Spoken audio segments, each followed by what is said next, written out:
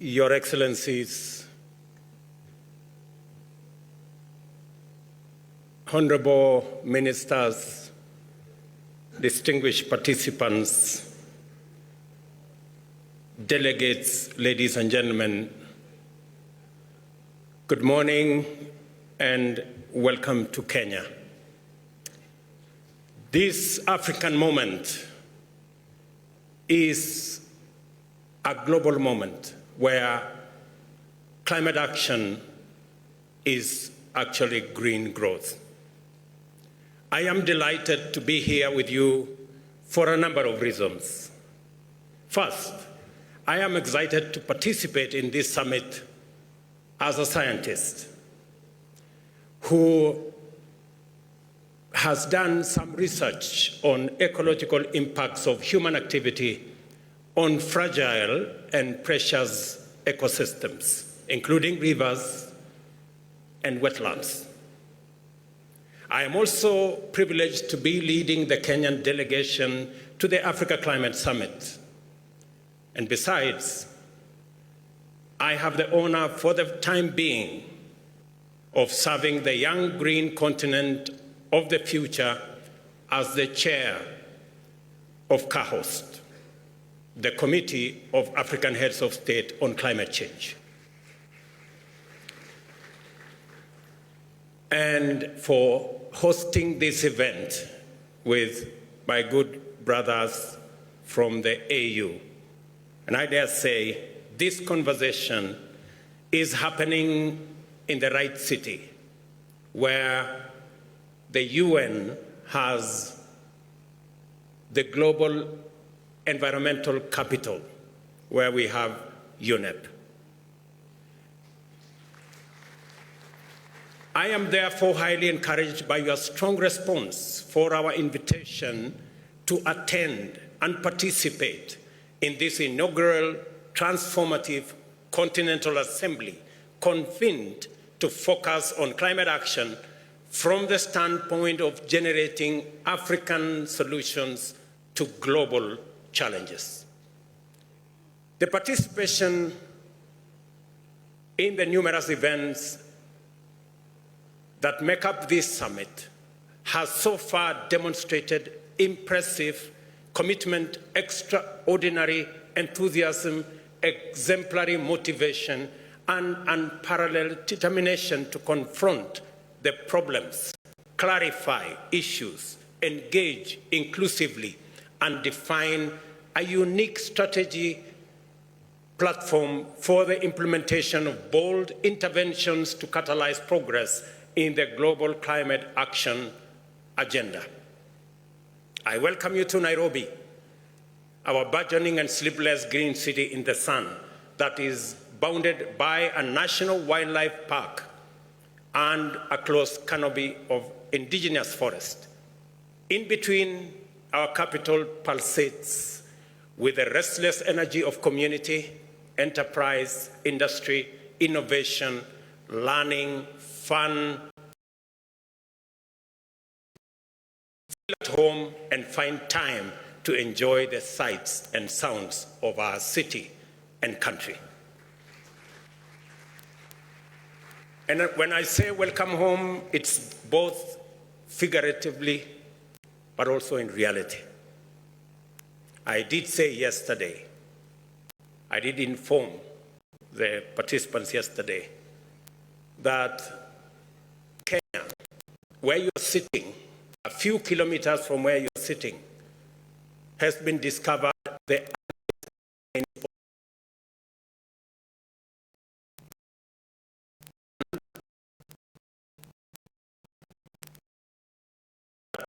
you guys went all over the place in Africa, Europe, and America, and the rest of the world. We all began from here. And therefore, it is correct for me to tell you, welcome home. And while you are away, these are the greetings just so that you find your way around. Jambo is the greetings. Maybe, and when somebody else tells you Jambo, you reply Jambo. It's simple. Jambo. Good. I will take you one more step. When you want to say, how are you? You say Mambo. Simple. And then the reply is Poa. Okay, let's go. Mambo? Good. There you go. So I'm sure you'll find your way around with that. Africa is a very young continent. Our median age is 19. Africa's youthfulness is precisely the attribute that has inspired African leaders to imagine a future where Africa finally steps into the stage as an economic and industrial power, an effective and positive actor on a global arena. I am very proud because of this realization, and it has motivated Africa's leaders to create meaningful opportunities for young people to participate in, contribute to, and take charge of consequential endeavors in many sectors. This bold policy is already transforming the strategic landscape of climate action and is swiftly propelling our continent to a focal point of global sustainability agenda. On Sunday, at the Youth Summit, we saw for ourselves the immensity of the potential that we can unleash simply by facilitating positive youth action at all levels in every sector. Potential and opportunity are both futuristic propositions. The African Climate Summit has been designed to enable us locate our intense engagements and the most energized discourse in order to facilitate imaginative, problem-solving, and innovative interventions that are bold enough to meet the critical challenges of the present and future times. This is why potential, opportunity, the future, and youth are recurrent themes that underlie our interactions in this summit. We have convened here to consult, deliberate, and collaborate in imagining and designing the future of climate action globally and its implications for African aspirations to achieve shared prosperity within one generation.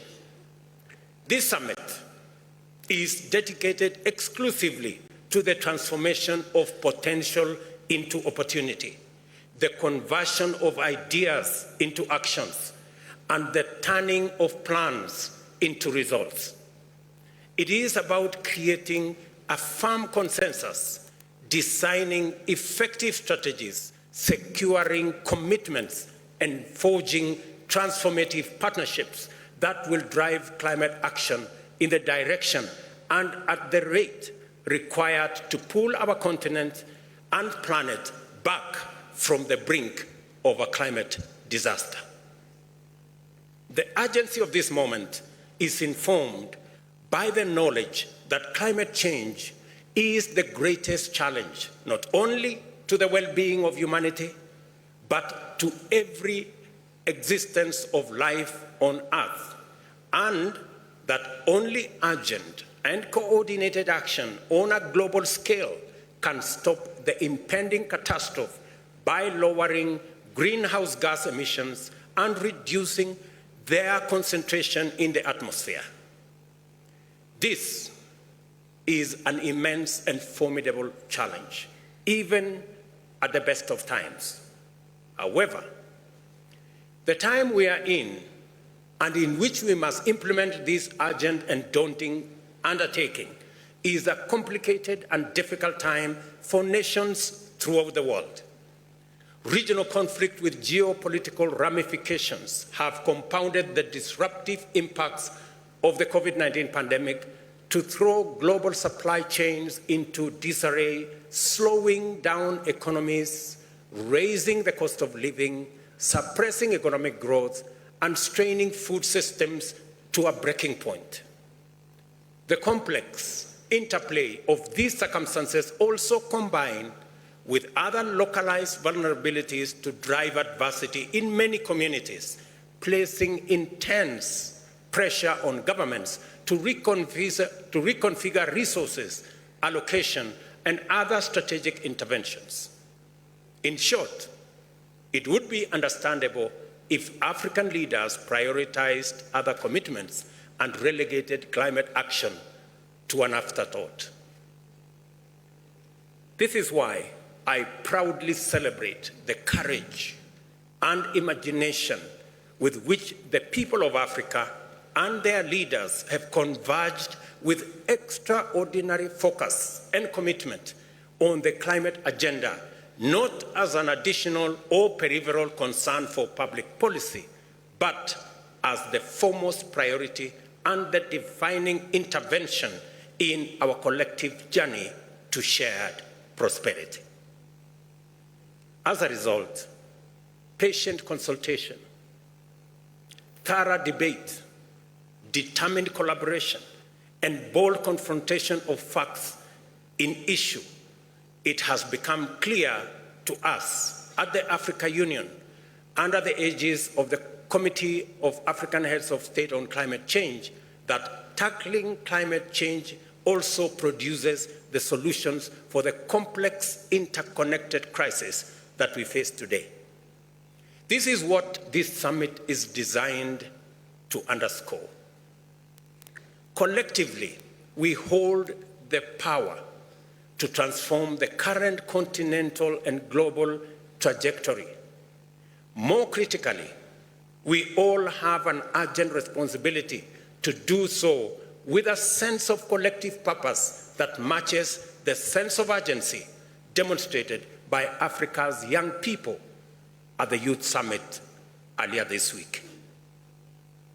Although we are gathered here to explore the means by which we can unite in action for the greater good, we have taken full account of the fact that we are not all at the same place in terms of our experiences with climate change.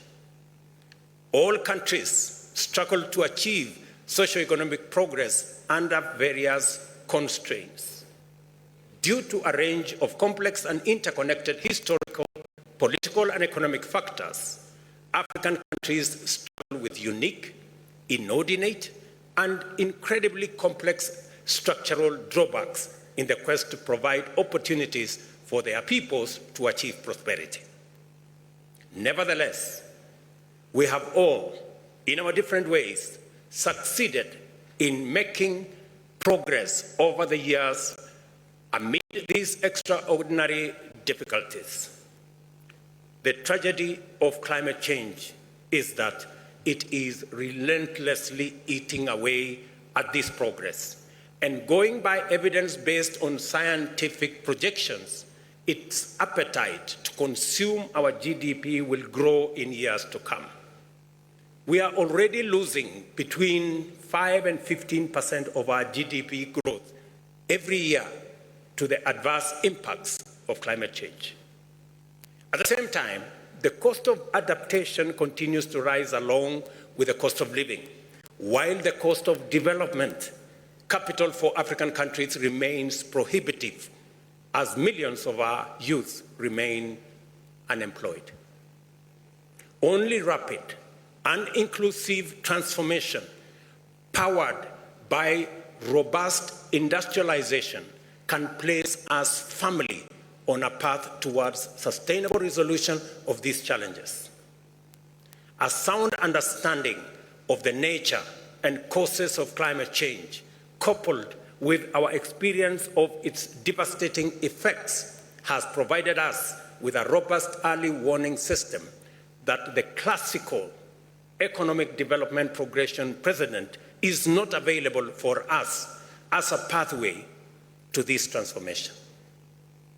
As Africans, we are strongly persuaded that not only is it urgent for us to execute an audacious leapfrogging of the traditional developmental pathway to industrialization, but urgent ecological imperatives also dictate that we must go green first before industrializing, and not vice versa, like the advanced industrial economies had the luxury to do.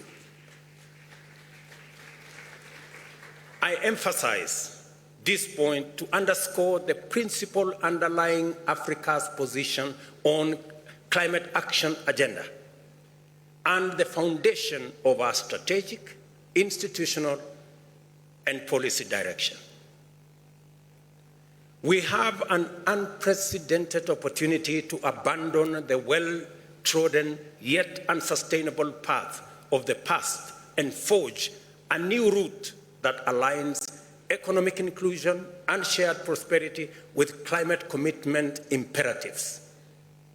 Africa's low rate of greenhouse gas emissions must not relegate us to the margins and footnotes of the global climate agenda. Africa must step forward as the cornerstone around which effective climate solutions are built. Yesterday, I encouraged participants in this summit to disregard the grievance standpoint and instead consider climate action imperative through an opportunity lens. As soon as we do that, a nexus of feasible sequences begins to emerge in an unbroken continuum from potential to opportunity, and through investments and technological innovation into green manufacturing and industrialization, including shared prosperity. Our untapped renewable energy potential, together with the world's youngest population of skilled, motivated, and knowledgeable industrial men and women, along with Africa's abundant endowment of natural assets from carbon sinks to arable land and mineral wealth, confer on us the indispensable fundamentals to swiftly become a cost-competitive industrial hub with ample capacity to decarbonize global manufacturing and green the economies of our continent, our neighborhoods, and the globe.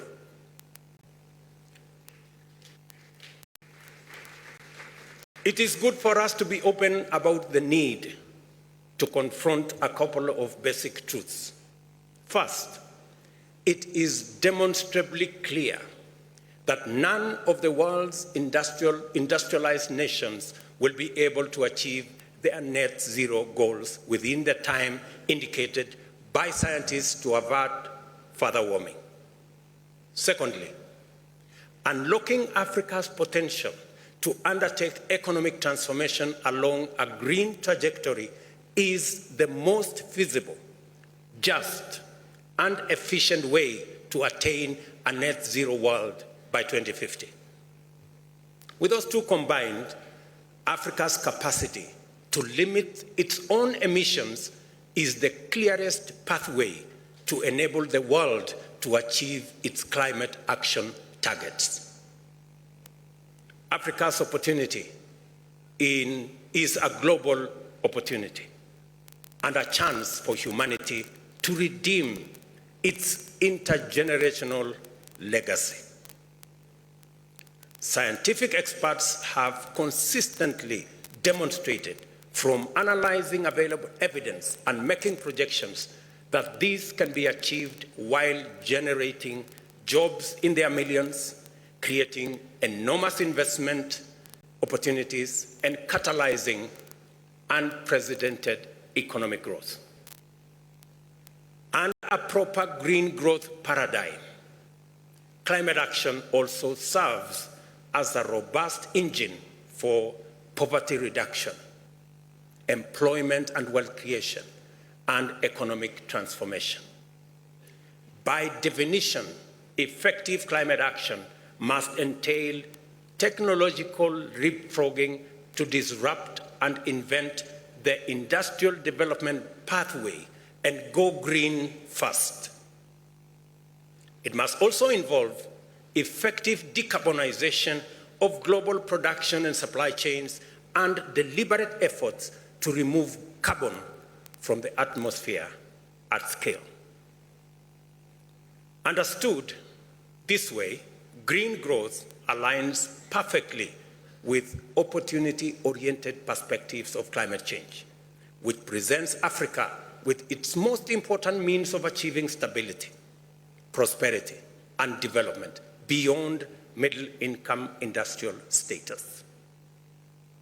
To achieve green growth, we in Africa have committed to move with speed and under various effective frameworks to develop the necessary instruments, institutions, policies, and strategies through which we shall design and implement incentives that will accelerate the delivery of priority actions. We shall also support our youth, especially those in enterprise, to enable innovation and deliver localized solutions for the benefit of our communities, and at the same time attract other African and international investors to finance climate action. Every step of this journey will require partnership that facilitate collaboration and multilateral collective action to achieve just development financing mechanisms, deliver equitable access to markets for Africa's green products and services, and a just regime that provides liquidity, debt relief, and affordable investment capital everywhere on the continent at scale. We are all connected to our common humanity and a shared stake in the vitality and livability of our planet.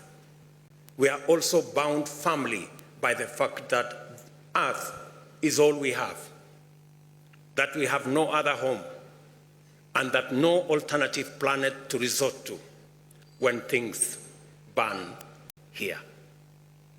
The most salient implication of this knowledge is that we cannot approach climate action and human development from a disconnected or adversarial standpoint. We cannot pursue climate action through insular, solitary policies. Global warming cannot be mitigated by air conditioning our little pockets and corners of the world. Prosperity cannot and must not be pursued in a zero-sum, exclusive fashion, because the resulting injustice and inequality are the drivers of inequity, poverty, conflict, and activities that threaten biodiversity and encourage pollution. We are all interconnected. That is a statement of fact. And this existential moment provides us with a unique opportunity to reconnect with our shared humanity. In this summit, you will have heard and will continue to learn more about the bold, transformative, innovative fruits of partnerships, cooperation, and collaboration that are already underway in various parts of Africa. I invite you to pay close attention to as many of these cases as possible, and assure you that you will be surprised, challenged, and inspired by the many wonderful demonstrations of bold initiatives in the face of many opportunities. That is the essence of this summit. It is an orientation, and in fact, an orientation run designed to familiarize us with our journey into the future, driven by African solutions, powered by African resources, and anchored on African opportunities. The collaboration I have in mind must be bold in ambition, broad in scope for their vision, deep in terms of diversity of their stakeholders, and long in terms of their geographical reach. An impressive example that I have had opportunity to interact with is the Global Center for Adaptation, an organization based in Rotterdam in the Netherlands, whose constitution is an appealing emblem of our aspiration from the aspirational design of its global headquarters and futuristic regional headquarters in Nairobi, comprising green walls and roofs, as well as rain gardens, to the collaborative culture of its staff. Unsurprisingly, the center is intended to inspire the world to thrive with nature instead of pursuing the dangerous course of seeking to thrive at the expense of nature. The center spearheads the Africa Adaptation Acceleration Program, a focal point collaboration with the University of Nairobi, Africa Development Bank, and the Africa Union Commission as part of the continent's response to the climate crisis. I am delighted to announce that as an outcome of this summit today, Kenya will host the GCA Africa headquarters here in Nairobi. Ladies and gentlemen, it has taken tremendous courage, effort, and determination to leave behind us the old continent that was historically profiled with intense negativity. The Africa whose people neither are there to be seen or heard has summoned the confidence and readiness to confront hard facts, engage truthfully, and forge a common position on critical issues that project a new, bold, radically transformative voice into the global discourse. And let me say here that we have discussed potential. And it is true, we need to have a conversation about Africa's potential. Why? Because we have been profiled negatively. The continent of disease, war, poverty.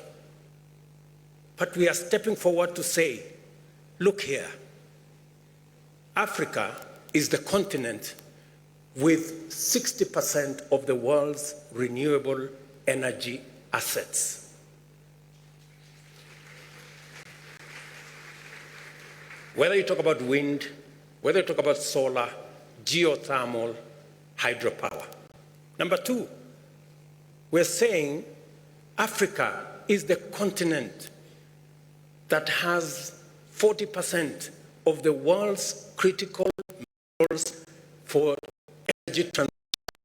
Whether you talk about nickel, cobalt, lithium, manganese, this is where those reserves are. Number three, this is the continent, the youngest continent with a median age of 18. 25% of the world's population will be living in this continent by 2050. We will have 40% of the world's workforce by 2100. This is the continent number 4 that has 2/3 of the world's uncultivated arable land that can transform through smart agriculture into the store, the production store of the world.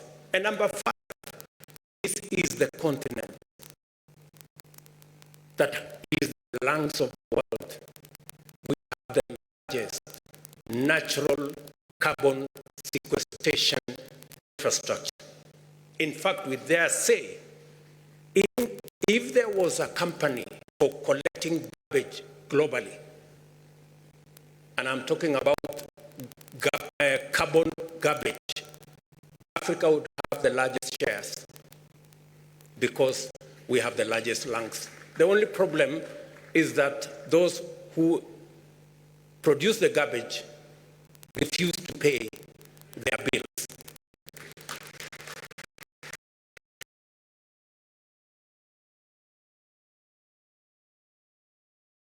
pay the bills.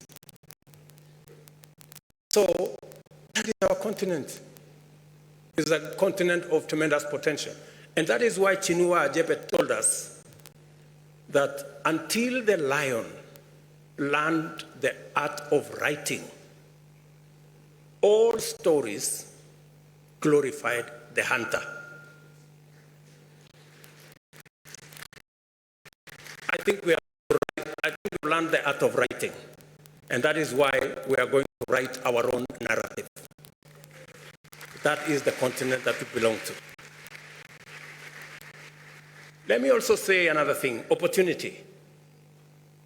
Yes, this climate crisis, climate change, and the climate crisis that comes with it, yes, it is true, we contributed the least. Yes, it is also true, we are suffering the most. But in this crisis is Africa's opportunity. And that is what we want to focus on, Africa's opportunity to unlock the tremendous resources that we have for green energy transition. And we must exploit this opportunity. And number three, so that I conclude, is that this is the continent that has the highest investment potential. We are only limited by two things. Number one, we are limited, as I said earlier in my statement, by high interest rates for development capital. Many of our countries, and we are here and they say figures don't lie, 9 countries are already in debt distress in our continent, over the cliff. 13 countries are classified as high risk, and another 17 countries are classified as moderate risk. And the biggest contributor to debt distress in our continent is high interest rates. We pay 5 times more than others, meaning that in fact, the architecture is set up in a manner that if you borrow, it will be difficult for you to pay. And that is why we need a conversation, and a very candid conversation, and we are saying this in all honesty, around how do we get concessional funding? How do we pay as much as others are paying? How do we get Africa away from paying 5 times more? And I asked in this gathering, we're not asking to be favored. We're not asking to be treated differently. We want a fair financial system that treats everybody equally. Ladies and gentlemen, that is not too much to ask. A fair international financial architecture is not a fair proposition or an unfair proposition to make. Number two, many of our countries are headed into debt distress because of climate change. Let's be honest, we are suffering the most, whether it is in the Sahel with drought, whether it is in the Horn of Africa with drought, whether it is in South Africa and the southern part of our continent with cyclones, and we are saying the suffering is across the globe, but we carry the biggest brunt. I'll contextualize this. And because of climate change, we are forced to divert resources that are meant for economic growth into dealing with the effects of climate change. I will contextualize this. In Kenya, we lost 2.5 million heads of livestock in northern part of Kenya. Combined with Ethiopia and Somalia, and Djibouti, we lost 9.5 million heads of livestock. So what did I have to do in Kenya? So in Kenya, I've had to increase resources meant for school feeding from 1.5 million children in school, under school feeding. We've had to scale up this year to 4 million kids in school to be put under school feeding, and we've had to rearrange the budget to provide for it. So when we say climate change is destroying our economies, we are not making statements. We are making statements of fact.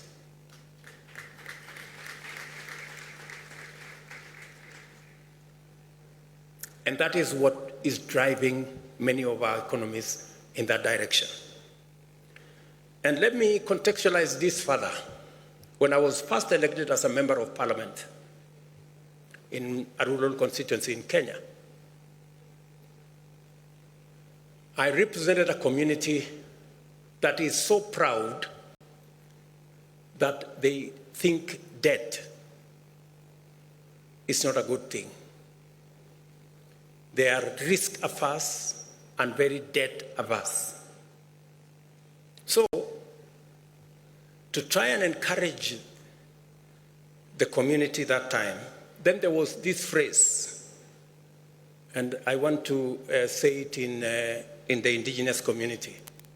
There was a phrase that Kaigai Kobarin Pesen Kosir Kobarin Panan.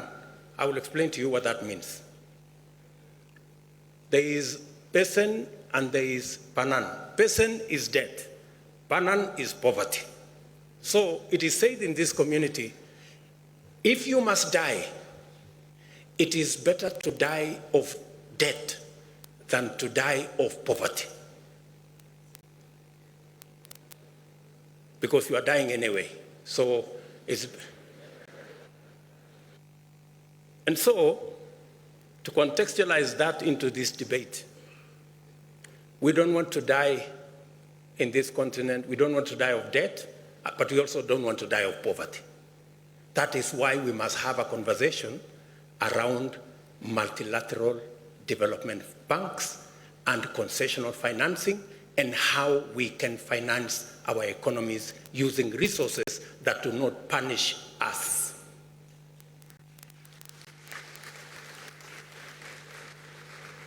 And when we make this proposition, we have tremendous respect for our multilateral development banks. They are doing their best. We have the best of respect for them. But we believe they can do better. We believe that there is an opportunity. We need to explore the SDR, Special Drawing Rights window.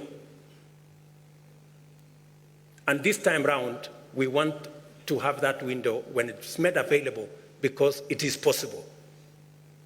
Let those who need the resources get, not those who don't. In the last experience, those who did not need the resources got more than those who needed the resources. We need to have a paradigm shift this time round. And number two, we believe that it is possible to expand concessional financing through leveraging on the balance sheets of these institutions. And finally, to be able to unlock the resources that we need to be able to drive these new investment and financing opportunities, especially for green energy. We believe it is time to have a conversation about carbon tax. I said we need to have a conversation about carbon tax. And I mean we need to have a conversation about carbon tax. Yes. We believe it is the only way, it is among the ways that we can raise additional and adequate resources for us to finance our development. And while we are thinking about financing, for us in Africa, 3 things are very important. As they say in Kenya, mambo ni matatu. Number 1, speed. It takes inordinate to access any meaningful resources. Number 2, it requires scale, because we've all agreed that enormous resources are required. And number 3, affordability, so that we all pay the same. And that is why this event is both Africa's climate summit and a global pre-COP28 convention. Africa is meeting, and Africans are talking. The world is listening. We must use this opportunity to lead the world in a new direction towards a future that holds immense promise for both Africa and the entire world. The many initiatives showcased at this summit testify to the courage of African enterprise and innovators to pursue breakthroughs, exploit opportunities, develop models, and take risks to make our tomorrow better than our today. When the global stocktake is released, there will be another opportunity to test our courage and resolve by asking each other hard questions in the spirit of fashioning the new way to achieve rapid improvements. We have therefore committed to conclude this summit with a declaration which will firmly encourage everyone to keep their promises, even in hard times, as a matter of justice, to hold each other to account, to collaborate, and to innovate. This African moment is a global moment. We are in word and deed full stakeholders in this global journey and its primary navigators at this stage.